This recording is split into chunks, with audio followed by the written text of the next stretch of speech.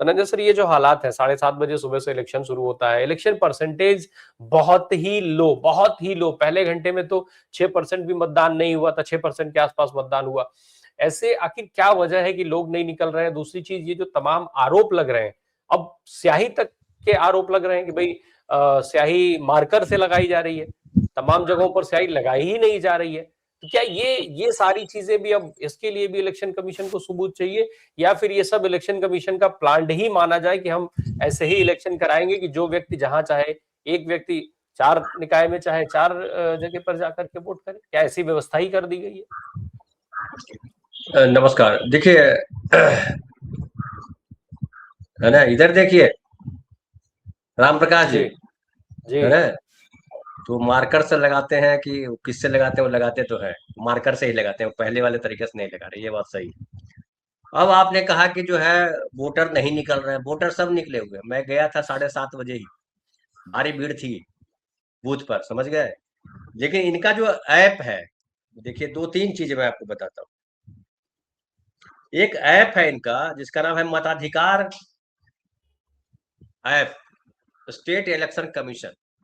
आप उस पे आप अपना ये जो एपिक नंबर है वो डालिए, आपका कहाँ बूथ है, कितने नंबर बूथ पे आपका वोट है, वो आपको पता चल जाए। अब इतना स्लो हो गया, उस समय तो मैंने जब डाला तो वो आ गया। अब बताता हूँ मैं आपको और पूरी कहानी। देखिए, स्लो है, नहीं चल रहा है ना। और मैं ये पिछले 2 घंटे से देख रहा हूँ कि चल रहा है कि नहीं चल रहा है। अब आता हूँ मूल बात पर। जो वोटिंग हो रही है, एक आप जानते हैं कि, एक और उदाहरण दे दूं आपको कि जो इस सरकार में, जो फडणवीस जी की सरकार है, उसमें वन मंत्री है गणेश नाइक।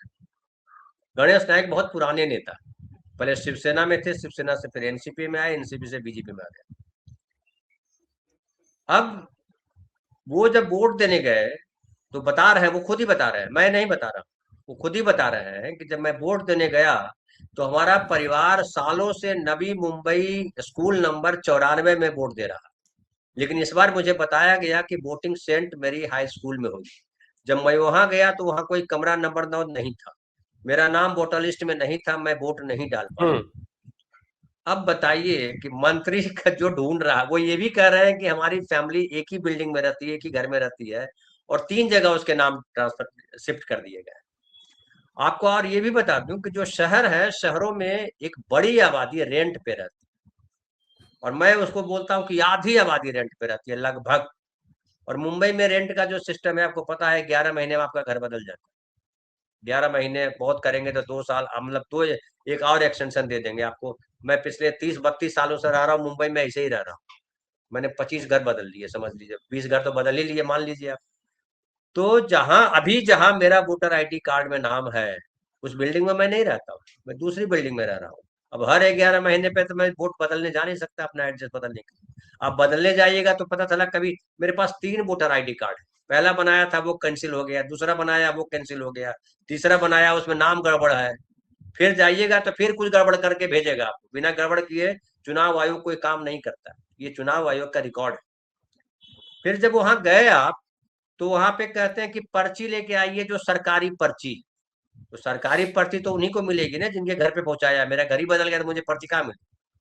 वहां एक टेबल लगाया गया है बूथ के बाहर, जो पर्ची देख करके आपको बताएंगे, और कि हाँ, आपका ये बूथ नंबर है, आपका ये सीरियल नंबर भी इंपॉर्टेंट हो जाता है। वहां ढूंढने में आसानी होती है, चुनाव मतदान केंद्र के भीतर जो अधिकारी बैठे हैं उनको। तो अब वो जो बताने वाला है, वो कौन है? ईसीआई ने किसको रखा है? किसी टेक्निकल एक्सपर्ट को तो रखा नहीं। तो सामान्य वो टीचर होंगे या कुछ और होंगे, कहीं स्टाफ होंगे, म्युनिसिपल कॉर्पोरेशन में होंगे या स्कूल में होंगे, कहीं भी हो।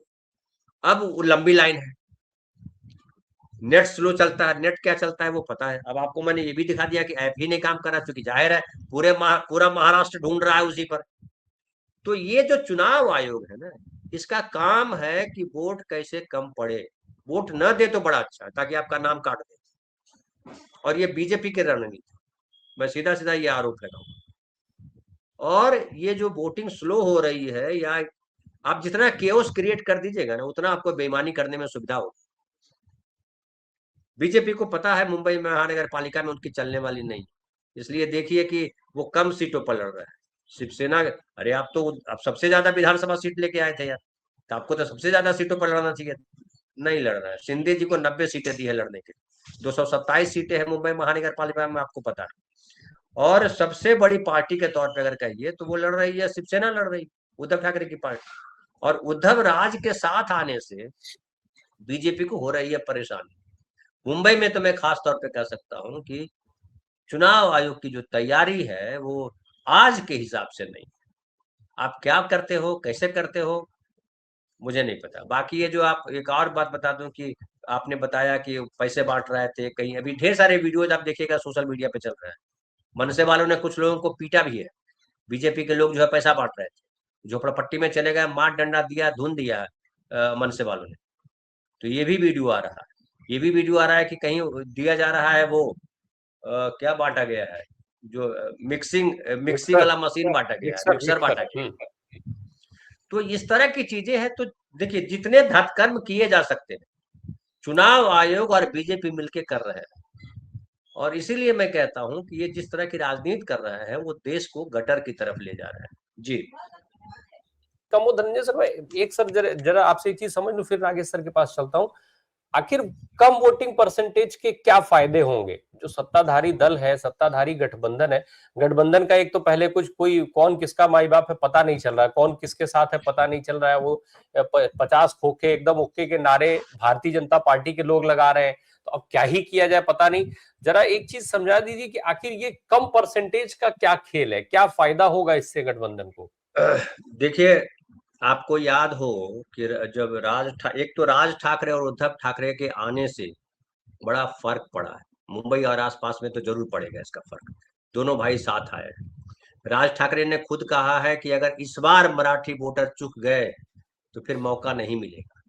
उन्होंने उस बात को भी याद दिलाया कि किस तरीके से जब बॉम्बे स्टेट बटा था, गुजरात महाराष्ट्र में मुंबई को लेकर के झगड़ा हुआ था और 107 लोगों ने अपने जान की बाजी लगाई थी, 107 लोगों की कुर्बानी हुई थी, और वो हुतात्मा चौक पर उनका परिचय सब लिखा हुआ है। फिर आप याद कीजिए उसमें कि महत्वपूर्ण जो बिंदु था, उसमें बिंदु तो क्या कहिए बल्कि हिस्सा था, वो था अडानी के, जो किस तरीके से अडानी जो है पिछले 10-12 वर्षों में पूरे देश में विस्तार पाया है अडानी की कंपनी ने, उसका जिक्र था।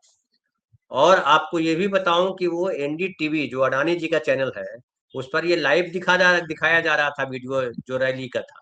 और जब जब जैसे ही अडानी का जिक्र आया वो लाइव रोक दिया गया। अब वो लाइव रोक दिया गया, अडानी का जिक्र आया तो। अरे वो तो बता रहे हैं कि भाई 10 साल में देखिए अडानी ने कितनी तरक्की कर ली, कितना पूरे देश में कंपनियां स्टैब्लिश की है। सीमेंट वो बना रहे हैं, बिजली वो बना रहे हैं, एयरपोर्ट वो बना रहे हैं, एयरपोर्ट वो हैंडल कर रहे हैं, पोर्ट वो हैंडल कर रहे हैं, रोड वो हैंडल कर रहे हैं, हाउसिंग कॉम्प्लेक्सेज वो बना रहे हैं, इतना सारा काम कर रहे हैं। तो देश निर्माण का काम कर रहे हैं। दुनिया में अगर नंबर 1 हो जाएंगे अडानी तो क्या किसी भारतीय को बुरा लगेगा? लेकिन मोदी जी को बुरा लग रहा है कि नहीं अडानी के जिक्र मत करो। भाजपाइयों को बुरा लग रहा है, अरे अडानी का जिक्र क्यों कर रहे हैं? अडानी के चैनल को ही बुरा लग रहा है कि अडानी को क्यों दिखा रहे हो कि इतना काम कर लिया है। इसका मतलब है कि जो अडानी ने जिस तरीके से पाया है, राहुल गांधी जो आरोप लगा रहे हैं कि अडानी के नाम देश कर दिया नरेंद्र मोदी ने, राज ठाकरे ने भी वही कहा कि बिना सरकार के आशीर्वाद के यह संभव नहीं है। मतलब आप भी इस बात को मान रहे हो कि अडानी ने जो इतनी कंपनियां स्टैब्लिश की है, उस कंपनियों को स्टैब्लिश करना जो है कोई अच्छे रास्ते से नहीं किया, इसलिए आपको भी शर्म आ रही, आपको भी गर्व नहीं हो रहा है। हमें तो गर्व होना चाहिए था कि 10 साल में एक आदमी ने इतनी तरक्की कर ली, ये छुपाने की बात थोड़े है। तो इससे भी समझ लीजिए, और इसका असर ये पड़ा है मराठी वोटर्स पे कि ये गुजरात महाराष्ट्र का पुराना झगड़ा है ना, मैं बहुत इतिहास में नहीं जाऊंगा, बहुत बार बता भी चुका हूं। तो वहां पे ये राज ठाकरे, उद्धव ठाकरे और राज ठाकरे का भाषण, उसकी जो भाषण शैली है ना, अद्भुत भाषण शैली। मैं मानता हूं कि देश में अगर कुछ लोग गिने चुने अगर गिनिएगा, उसमें से एक नाम राज ठाकरे का आएगा। कमाल बोलते हैं, क्या अंग्रेजी बोलते हैं, क्या मराठी बोलते हैं, क्या हिंदी बोलते हैं। उनकी हिंदी भी जो उत्कृष्ट हिंदी है, मराठी भी बढ़िया बोलते हैं। वो बाकी कोई नेता में उतनी क्षमता नहीं है। वो न देवेंद्र फडणवीस बोल सकते हैं, न शिंदे बोल सकते हैं, न यहाँ कांग्रेस के कोई नेता बोल पाते हैं महाराष्ट्र में। इतना बढ़िया हिंदी बोलते हैं, इतना बढ़िया मराठी बोलते हैं। तो राज ठाकरे ने जो कहा है उसका प्रभाव पूरे महाराष्ट्र पे पड़ा है, मुंबई पे तो जरूर पड़ा है। जी।